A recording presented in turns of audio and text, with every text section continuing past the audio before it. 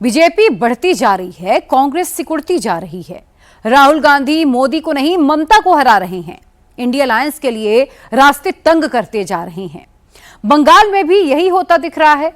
हिंदू इधर हो गए, मुसलमान उधर हो गए और कमल खिलने के पूरे आसार बन गए। एग्जिट पोल में जो तस्वीरें दिखा रहे हैं, अगर वो सच साबित हुई तो इसका गहरा असर 2027 और 2029 तक पड़ेगा। बंगाल के नतीजों में 27 और 29 का मैसेज कैसे घुला मिला है, इस रिपोर्ट में समझिए। या दीदी बंगाल में चौथी बार राज करेंगी?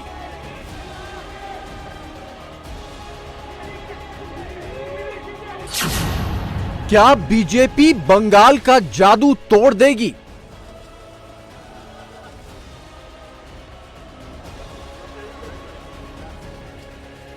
परेशान, झुंझुलाई और बिफरी हुई दीदी, दूसरे चरण की वोटिंग में ममता बनर्जी ऐसी क्यों नजर आ रही हैं? 3 बार से बंगाल की कुर्सी पर जमी हुई ममता बनर्जी का आत्मविश्वास इस बार डिगा हुआ क्यों है? क्या 4 मई को भारत का सियासी नक्शा ऐसा दिखने वाला है? क्या 21 राज्यों में लहराता भगवा 22वें राज्य बंगाल को भी अपने आगोश में लेने को तैयार है? एग्जिट पोल का अनुमान तो यही है। बंगाल में जीते तो 27 और 29 का कमल 26 में ही खिल जाएगा। चौथी बार जीती तो ममता का एक्सप्रेस वे दिल्ली तक जाएगा।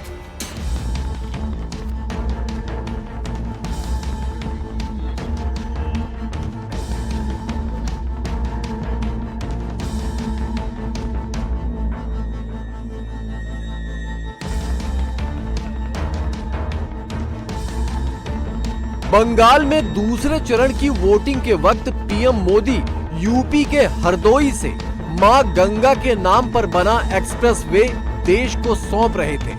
उसी वक्त गंगा की यात्रा के समापन वाली धरती यानी बंगाल की सत्ता के एक्सप्रेस वे पर कब्जे का रण जारी था। इसके लिए भी मोदी को उम्मीद मां गंगा से ही है। यहां से कुछ किलोमीटर की दूरी पर मां गंगा कृपा बहाती हुई गुजरती है और मैं मानता हूं यूपी को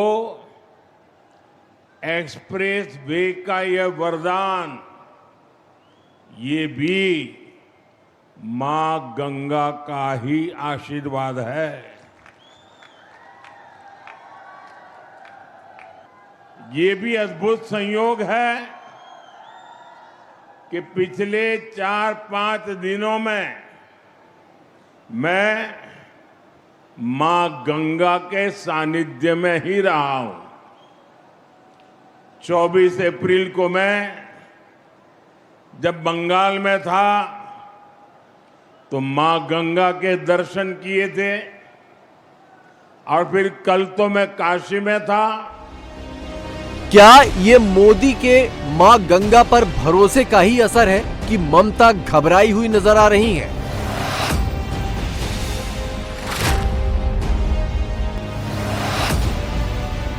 अमूमन वोटिंग के दिन ममता दोपहर के वक्त अपने घर से निकलती हैं और वोट डालकर वापस लौट आती हैं, लेकिन इस बार वो सुबह से अपने विधानसभा क्षेत्र भवानीपुर में बूथ बूथ घूमती नजर आई। सारी रात सो नहीं पाए।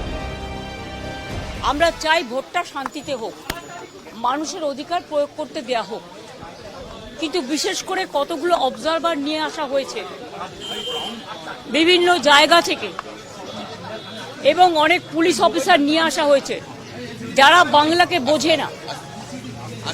যেমন গতকাল রাত্রে যে অত্যাচার করেছে সারা বাংলা জুড়ে, আমি কিন্তু সারা রাত জেগেছিলাম এবং অবজারভাররা থানায় গিয়ে গিয়ে প্রেসার ক্রিয়েট করছে শুধু আমাদের পার্টিকে টার্গেট করে যে সব তৃণমূল কংগ্রেসের এজেন্টকে গ্রেফতার করো। ব্লক প্রেসিডেন্ট, আমার ইউথের ব্লক প্রেসিডেন্টকে সকালেও অ্যারেস্ট করেছিল, আমাকে যার জন্য চেতলায় যেতে হয়েছিল। সিআরপিএফ এর একদল গুন্ডা, সরি নট গুন্ডা, CRPF force without state police, without local police, They attacked his house. ममता का डर जायज है और एग्जिट पोल इस पर मुहर भी लगा रहे हैं।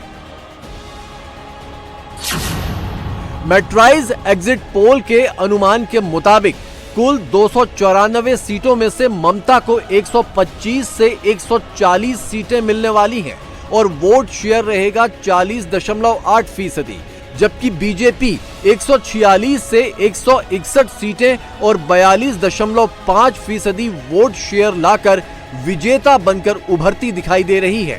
गांव से जो पहली बार क्रांति 2021 में बहना शुरू हुई थी, ये अर्बन सेंटर में जाके ही पूरा दम लेगी। और अगर अर्बन सेंटर्स खिसकने लगे फिर दीदी का भवानीपुर भी मुश्किल हो जाएगा। मैं लगातार बोल रहा हूं, अगर आप ट्रेंड्स देखिए, जिस तरह से 24 के लोकल बॉडी इलेक्शंस हैं, ग्राउंड पे राइटिंग बिल्कुल क्लियर है। इस तरह का पोलिंग हो रहा है, इस तरह से फ्री एंड फेयर पोलिंग हो रहा है, मुझे लगता नहीं कि कुछ खास आश्चर्य होगा अगर बीजेपी अच्छा परफॉर्म करे। सिर्फ बंगाल नहीं, एग्जिट पोल के मुताबिक असम में बीजेपी का सिक्का इस बार भी चलेगा। 126 सीटों में से 85 से 95 सीटें जीतकर बीजेपी क्लियर कट विनर दिख रही है, जबकि कांग्रेस गठबंधन 25 से 32 सीटें हासिल करके रेस में बहुत पीछे नजर आ रहा है। बंगाल, तमिलनाडु, केरल और तेलंगाना, ये वो 4 राज्य हैं जहां बीजेपी या एनडीए कभी सरकार नहीं बना पाई। क्या इस चौकोर पहेली का एक कोना इस बार वाकई टूटेगा? अब वो 4 तारीख में समझ में आएगा। आप तो सब देख ही पा रहे हैं, आप तो सब कुछ देख ही पा रहे हैं, कुछ तो होगा। जो होगा अच्छा ही होगा। काफी हद तक दिख रहा है कुछ, ये आपको भी समझ में आ रहा है, हमको भी समझ में आ रहा है, हमसे ज्यादा आपको समझ में आ रहा है। हम तो सर कुछ नहीं बोलेंगे अभी। क्या? अरे माहौल किसका टाइट? अरे माहौल तो सब कुछ देख रहे हैं अभी, वोट जैसा हो रहा है वैसा समझ आएगा, उसका बाद समझ आएगा। एग्जिट पोल्स के रुझानों के मुताबिक इस बार इतिहास बदल सकता है और बंगाल में पहली बार भगवा लहरा गया तो क्या सूरत बनेगी ये भी देखिए। अभी 21 राज्यों और यूटी में एनडीए की सरकार है। इन राज्यों की कुल 98.4 करोड़ आबादी पर एनडीए की पकड़ है, यानी पूरे देश की आबादी का 70%। अगर इस बार बंगाल भी भगवा एम्पायर में शामिल हो गया तो एनडीए सरकार 22 राज्यों और यूटी में हो जाएगी और बंगाल की 10 करोड़ आबादी इसमें शामिल कर दें तो देश भर की करीब 108 करोड़ आबादी पर एनडीए की पकड़ हो जाएगी, यानी देश की कुल 77% आबादी। 92%, 3% हिंदू बहुल क्षेत्रों में वोटिंग हुआ। मुसलमान ने 80% वोटिंग किया। ये नया बंगाल, ये भगवा बंगाल, स्वामी विवेकानंद के बंगाल, जो सरकार बनेगा, बीजेपी बनेगा, 180 से कम नहीं होगा। जो ये बंगाल का ट्रेंड है, बंगाल का ट्रेंड है, जिसका सरकार बनता है। 2011 में भी टीएमसी को 184 मिला था, जिसको मिलेगा 180 मिलेगा, उसके ऊपर ही रहेगा। भगवा हो गया है, कमल खिल गया है। आने वाला दिन मोदी जी का नेतृत्व में एक राष्ट्रवादी सरकार बन रहा है। अगर अनुमानों की ये सूरत हकीकत में तब्दील होती है तो मोदी, शाह और योगी की तिकड़ी की ताकत तमाम इतिहास और रिकॉर्ड्स को भी पीछे छोड़ जाएगी। 1980 से 1984 के बीच कांग्रेस की सरकारें देश के 20 राज्यों और यूटी में थीं। हालांकि तब देश में 22 राज्य और 9 केंद्र शासित प्रदेश थे। ये परफॉर्मेंस कांग्रेस की सत्ता का शिखर था। अब अगर बंगाल और असम का अनुमान सही बैठा तो 2026 में एनडीए की 22 राज्यों और यूटी में सरकार हो जाएगी। चुनावी सियासत की इस जोरदार परफॉर्मेंस का बीजेपी और एनडीए के लिए मतलब एकदम सीधा होगा। 27 में लखनऊ और फिर 29 में दिल्ली की तैयारी में जुटी इंडी अलायंस की गाड़ी पंचर और योगी मोदी का रास्ता बिल्कुल साफ, ठीक वैसे जैसे 26 में सुवेंदु अधिकारी ममता का सूपड़ा साफ करने का दावा ठोक रहे हैं।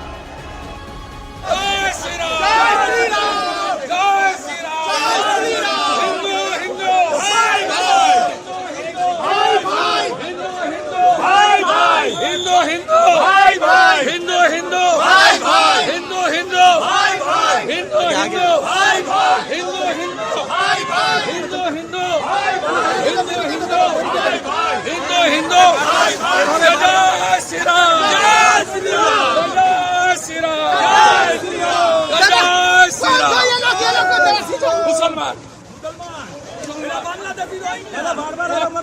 बांग्लादेशी मुसलमान, सब बांग्लादेशी मुसलमान कर दिया पूरा ममता को सुपड़ा साफ कर दिया पूरा ममता को सुपड़ा साफ कर। बंगाल चुनाव के 2 चरणों में ममता ने 100 से ज्यादा रैलियां और रोड शो किए। पीएम मोदी ने 19 रैलियां और 5 रोड शो किए। अमित शाह ने 43 रैलियां और 4 रोड शो किए, जबकि यूपी के मुख्यमंत्री योगी आदित्यनाथ ने 18 रैलियां की। No state police is there. What none of the booths are state police. None of the booths. All they have captured. All they have captured. Is it their duty? They should secure the border. Instead of secure the border, they are securing one political party. I'm fighting my election since 1984. And this time the atrocities are terrible. এত atrocity হচ্ছে, এত অত্যাচার হচ্ছে। But I have never seen this type of democracy. But instead of that, I am saying victory is near and Trinamool is winning. एकदम जितছে সবাইকে বলবো শান্ত থাকতে। अगर 100 से ज्यादा रैलियां करके भी ममता चुनाव हार गए तो फिर बंगाल में मोदी, शाह और योगी का डंका बजना ही माना जाएगा और इसी तिकड़ी का अगला मैदान होगा 2027 का यूपी चुनाव। यूपी में इस बार कुछ करिश्मा करने की उम्मीद कर रहे राहुल अखिलेश का बंगाल में परफॉर्मेंस देख लीजिए। राहुल ने बंगाल में कुल 6 रैलियां की। एग्जिट पोल के मुताबिक उनकी पार्टी अन्य को मिलने वाली 6 से 10 सीटों में एक हिस्सेदार हो सकती है। अखिलेश ने बंगाल में कोई रैली नहीं की क्योंकि वहां चुनाव में इंडी अलायंस का कोई वजूद ही नहीं था। यानी राहुल और अखिलेश के पास किसी दूसरे राज्य की चुनावी ताकत के बल पर यूपी में चुनावी शो जमाने की गुंजाइश भी नहीं है और कांग्रेस के पास सिर्फ केरल का सहारा है। मैट्राइज एग्जिट पोल के मुताबिक केरल में कांग्रेस का यूडीएफ गठबंधन सत्ता में लौटता दिख रहा है। यूडीएफ को 70 से 75 सीटें मिलने का अनुमान है, जबकि मौजूदा सत्ताधारी एलडीएफ गठबंधन को 60 से 65 सीटें मिलने का अनुमान है। उधर तमिलनाडु में डीएमके गठबंधन 122 से 132 सीटें लाकर सत्ता में लौटता दिख रहा है, जिसमें कांग्रेस भी शामिल है। लेकिन 2021 के चुनाव में कांग्रेस की हैसियत सिर्फ 18 सीटों की थी, जो इस बार भी उसी अनुपात में रहेगी। केरल और तमिलनाडु राज्यों में राहुल की थोड़ी बहुत उम्मीद जिंदा है, लेकिन इसके भरोसे वो 27 में लखनऊ का सफर तो बिल्कुल तय नहीं कर सकते और 29 में इनके सहारे दिल्ली पहुंचना भी आसान नहीं है। वो भी तब जब 2024 में उन्होंने 15 साल का बेस्ट परफॉर्मेंस दिया हो और वो बेस्ट परफॉर्मेंस सिर्फ 99 सीटों का हो। राहुल अगर 2 कदम आगे बढ़ रहे हैं तो इंडी अलायंस 4 कदम पीछे जा रहा है। ये जरूर हो सकता है कि अगर ममता वाकई 4 मई को हार गई तो वो चुपचाप 2029 की लड़ाई में इंडी अलायंस के साथ एकजुट हो जाएं, क्योंकि बंगाल से उखड़ जाने के बाद उनके पास ज्यादा विकल्प नहीं बचेंगे। लेकिन सोचिए कि अगर एग्जिट पोल गलत साबित हुए और ममता चौथी बार बंगाल जीत गई तो क्या होगा। 2024 के चुनाव में इंडी अलायंस में होने के बावजूद ममता बनर्जी ने बंगाल में एक भी सीट शेयर नहीं की और सारी सीटों पर अपने उम्मीदवार उतारे थे। विपक्षी गठबंधन का नाम चाहे यूपीए हो, चाहे इंडी अलायंस हो या कुछ और हो जाए, उसके लीडर के तौर पर ममता अपने अलावा और किसी को दावेदार नहीं मानती। अगर ममता बंगाल जीत गई तो खुद को और ज्यादा ताकतवर महसूस करेंगी और 2029 में विपक्षी लीडरशिप पर दावा ठोकेंगी। ममता की लीडरशिप अखिलेश तो कबूल कर सकते हैं, लेकिन कांग्रेस और डीएमके जैसी पार्टियों को यह कतई मंजूर नहीं होगा। यानी इंडी अलायंस में मतभेद और सिर फुटौल की कहानी फिर से दोहराई जाएगी और इसका सीधा फायदा मोदी और एनडीए को मिलेगा। यानी राहुल की जीत में तो मोदी का फायदा है ही, लेकिन ममता की हार और जीत दोनों में ही मोदी का फायदा है। 26 के नतीजों से 27 और 29 का यही कायदा अभी से नजर आ रहा है।